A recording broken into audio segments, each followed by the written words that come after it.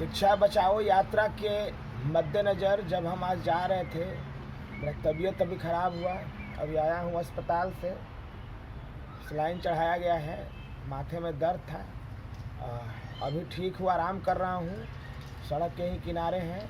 मुजफ्फरपुर पहुँचने का आज हम लोगों का उम्मीद था, देखते हैं कहाँ तक हम पहुँच पाते हैं। इसलिए कोई बात नहीं, चाहे जो हो जाए, हम जिंदा रहें या न रहें, लेकिन बिहार के विकास के लिए और बिहार के शिक्षा व्यवस्था के लिए हम लड़े हैं। 7वें चरण के स्टेट मेरिट अभ्यर्थी लगातार जब से बजट सत्र बिहार का विधानसभा का शुरू हुआ है, तब से चंपारण से पैदल यात्रा कर रहे हैं और शिक्षा बचाओ बिहार बचाओ के नारे के साथ पैदल मार्च कर रहे हैं। कड़ाके की धूप है और इस धूप के साथ उन्हें चलना पड़ रहा है। अपनी मांग को लेकर के कई बार सड़कों पर उतरे, धरना प्रदर्शन किया, कई बार मार पिटाई खाई, लेकिन इस बार महाजन आंदोलन को निकाला है इन लोगों ने और कहा है कि ये आखिरी लड़ाई है और इस लड़ाई में हम लोग बिहार सरकार से लड़कर अपनी जो बहाली है, शिक्षा बहाली है, जो शिक्षा की प्रणाली है, उसके खिलाफ आवाज़ उठा रहे हैं कि आखिरकार क्यों, कब तक इन लोगों को बेरोजगार रहना पड़ेगा। 4 साल से लगातार अपने मांग को लेकर के अपनी मांग को उठाते रहे हैं, लेकिन जिस तरह से देखिए कि शिक्षक अभ्यर्थी पैदल चलने की वजह से, कड़ाके की धूप है, ठंड है, बावजूद इसके अपने हक की लड़ाई के लिए चल रहे हैं। ऐसे में शिक्षक अभ्यर्थी की तबीयत बेहद बिगड़ गई और नौबत ऐसी आई कि उन्हें हॉस्पिटल में भर्ती कराया गया। साथ ही साथ आप देखिए कि उन्हें पानी तक चढ़ाने की नौबत आ गई। फिलहाल देखिए कि ये शिक्षक अभ्यर्थी की स्थिति क्या है।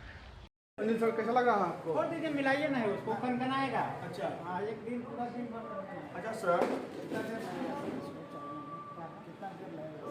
कम से कम 40 मिनट। अच्छा, चक्कर आ गया था सर।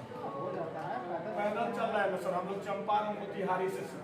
मौसम है, इतना गर्मी आया है, इसमें थोड़ा सा हो जाता है। चाहे कुछ हो जाए सर, हम लोग पदयात्रा रोकेंगे नहीं सर। आप लोग बस सहयोग कर दीजिए। जीवन में अगर कुछ ठान लिया है तो कुछ करना ही है। जी सर। तो ऐसा दावा देकर सर जो एनर्जी मिलेगा, उनको वोट यही लगाएंगे। जी ये जानते हैं सर, NIT का इंजीनियर जमशेदपुर से पढ़ा हुआ, लेकिन बिहार के सरकारी स्कूल में ध्वस्त शिक्षा मॉडल है। इसी के लिए हम लोग शिक्षा बचाओ पदयात्रा खोल दिए हैं। संसद में तो बड़े बड़े लोग सर भाषण कर देते हैं, उसका कुछ होता नहीं। हम लोग क्या करेंगे? इतने बड़े बड़े मंत्री लोग हैं, सब सांसद, हम लोग विधायक लोग जिता करके हम लोग को अधिकार है वोट देने का, दे देते हैं। उसके बाद हम लोग को कुछ सुनता है? सुनेगा सर, इसीलिए हम लोग चले पैदल। हम लोग कुछ भी करते, हम पैदल चले हैं सर। आज जानते हैं सर, अब सरकार हम लोग का बात मानेगी। न्यूज़ वायरल हुआ था, देखे होइएगा कि यहाँ आर्मी के जवान के बिहार पुलिस मार रहा है। जी। अरे भाई, आप लोगों का औकात है बिहार में रहने का? वो हम लोगों का रक्षा, पूरे देश का रक्षा कर रहा है। हम लोग का ये भी उद्देश्य है सर, ये यात्रा नहीं रुकना चाहिए। ऐसा दवाई दे दीजिए कि शिक्षा बचाओ पद यात्रा पटना तक पहुंच जाए। ऐसा एनर्जी मिले कि रुकना नहीं चाहिए, चाहे जो हो जाए। घबराना नहीं है अनिल भाई, योद्धा आदमी है, सबके लिए लड़ रहे हैं। ये अंतिम लड़ाई है। साथियों से कुछ कहिए साथियों से। बात करेंगे। चक्कर आइए रहा है। परमानेंट वाला लगवा देंगे। सुई लगवा दे का डॉक्टर साहब देख लेते हैं, रास्ता में जरूरत पड़ेगा। बात करते हैं डॉक्टर साहब से। बात करते हैं।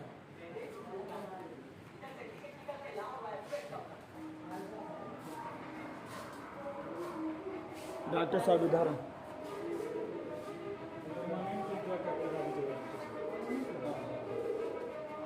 आ रहे हैं डॉक्टर साहब।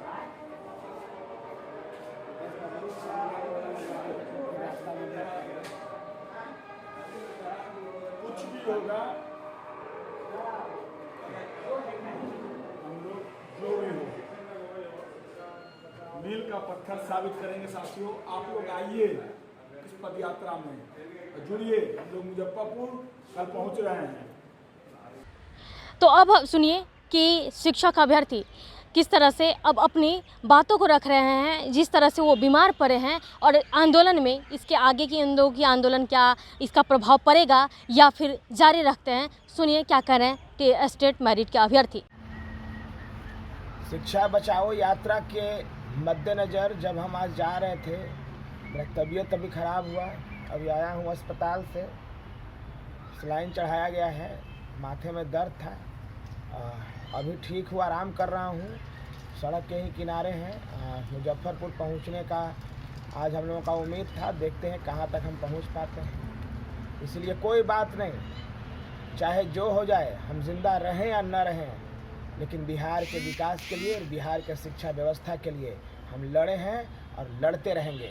और बिहार का शिक्षा व्यवस्था को दुनिया का नंबर 1 शिक्षा व्यवस्था हम बनाएंगे। इसी के संकल्प के साथ हम आगे बढ़ रहे हैं। सरकार को समझना चाहिए कि बिहार का भविष्य बिहार के छोटे बच्चे हैं। मैं कई छोटे बच्चों से मिला, उनके माता पिता से मिला, उनके गार्जियन से मिला, सब जगह सब लोग चिंतित हैं भविष्य के लिए। सब यही सोच रहे हैं अब क्या होगा इस बिहार का, सब यही सोच रहे हैं। सब कोई हमारा समर्थन कर रहा है, हमारा साथ दे रहा है और हम मजबूती के साथ पटना राजभवन की ओर बढ़ रहे हैं। लेकिन तबीयत खराब हुआ, तबीयत खराब होने के कारण कुछ प्रभावित हुआ। अभी मैं आराम कर रहा हूँ 2 घंटे से लगभग, क्योंकि ये है। खैर कोई बात नहीं, इससे कोई फर्क नहीं पड़ता। हम तो ने कहा है कि हम जान की बाजी लगा देंगे, लेकिन कभी हार नहीं मानेंगे। बस जब छोटे बच्चों से जब मैं मिलता हूँ ना, तो मेरा भाव विवल हो जाता है, हृदय पिघल जाता है कि क्या होगा इनका। कोई डॉक्टर बनना चाहता है, कोई इंजीनियर बनना चाहता है, लेकिन वो कुछ नहीं बन पाएगा, क्योंकि सरकारी विद्यालयों में पढ़ाई का कोई वातावरण नहीं है। तो शरीर से केवल नहीं होता, मानसिक रूप से अपंग बन जाएगा बच्चा। राष्ट्र निर्माण के लिए शिक्षा व्यवस्था को सुधारना ही होगा, और ये हमारा संकल्प। तो आपने सुना कि किस तरह से अपने शिक्षक बहाली को लेकर के अपनी जो प्रक्रिया है उस पर रुकने का नाम नहीं ले रहे हैं, और बीमार होने के बावजूद, अब देखिए हॉस्पिटलाइज होने के बावजूद ये लोग इसके आगे बढ़ रहे हैं और अपनी मांग को लगातार जारी रखेंगे। फिलहाल इतना ही, बने रहे कशिश के साथ। पटना संगीता सिंह की रिपोर्ट।